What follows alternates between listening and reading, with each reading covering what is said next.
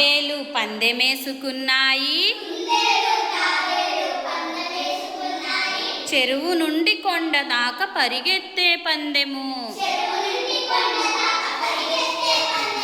కుందేలు చెంగు చెంగున ముందు ముందుకు పోయింది. దారిలోన చల్లనైన చెట్టు నీడన చేరింది. కళ్ళు మూసి పడుకుంది. గాఢ నిద్రపోయింది.